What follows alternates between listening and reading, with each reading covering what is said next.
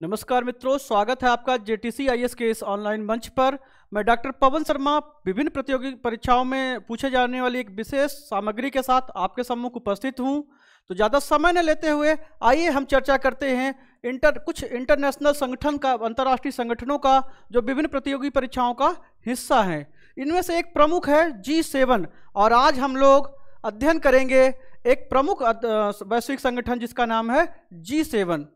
वास्तव में अगर आप देखें तो इस वैश्विक संगठन G7 का जो जन्म हुआ था वो 1970 के दशक में जो वैश्विक संकट था उसके संदर्भ में हुआ था। और एक ऐसा संगठन है जिसका न कोई सचिवालय है, जिसका न कोई मुख्यालय है और न ही कोई विशेष चार्टर है, लेकिन इस संगठन से संबंधित विभिन्न प्रश्न प्रतियोगी परीक्षाओं में पूछे जाते हैं। क्यों? क्योंकि यह संगठन प्रतिवर्ष शिखर सम्मेलनों का आयोजन करता है और इन शिखर सम्मेलनों का जो विषय वस्तु होती है, मेन थीम होती है, उस वर्ष में जो भी वैश्विक समस्याएं होती हैं उनकी चर्चा पर चर्चा करना और उनके निराकरण के रास्ते खोजना। और इसमें विश्व के सबसे प्रमुख देशों का संगठन है, तो स्वाभाविक है कि यह विभिन्न प्रतियोगी परीक्षाओं में पूछा जाता है। आइए चर्चा कर लेते हैं। जैसा कि इसका नाम G7 है, वर्तमान में यह नाम इसका हमेशा बदलता रहा है।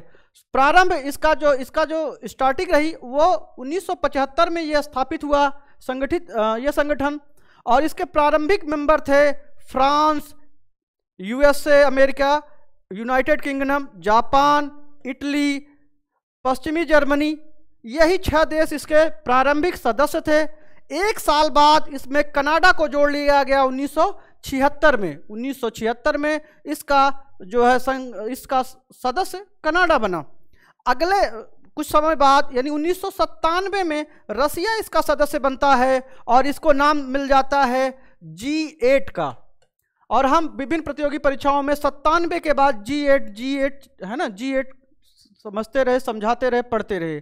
किंतु 2014 में जो रूस का क्रीमिया विवाद था उसके नाते इस संगठन ने रूस को निलंबित कर दिया और आज यह G7 के रूप में जाना जाता है। तो देखिए, पहले G6 था, फिर 7 हुआ और 7 हुआ, फिर 8 हुआ और अंततोगत्वा वर्तमान में ये फिर G7 हो चुका है। तो ये कहानी हो गई इस संगठन के उदय और सदस्यता से संबंधित। अक्सर पूछा जाता है कि निम्नलिखित में से कौन सा देश सदस्य नहीं है, तो आपके सम्मुख है France, America, Britain, Japan, Italy, अब पश्चिमी जर्मनी खत्म होगा, अब वो जर्मनी है, एकीकरण हो चुका है।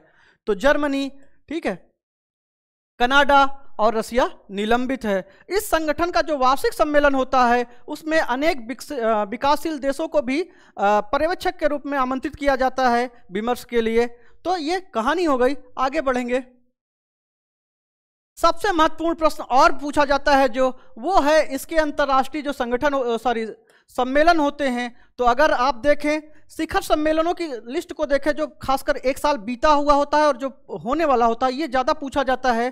तो इसका 46वां सम्मेलन जो कैंप डेविड USA में आयोजित होने वाला था जून 2020 में, यह कोविड-19 के नाते निरस्त हो गया था कारण से।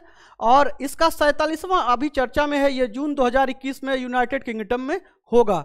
यह संगठन जो है पूरे विश्व की आबादी के 10% का प्रतिनिधित्व करता है और पूरे विश्व की जो GDP है उसका लगभग 50% इसकी परिधि में है इस संगठन के।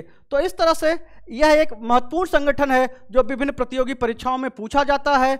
यह विकसित देशों का संगठन है, यह विकसित देशों का संगठन है जिसमें इसके सम्मेलन और सदस्यता से संबंधित प्रश्न पूछे जाते हैं।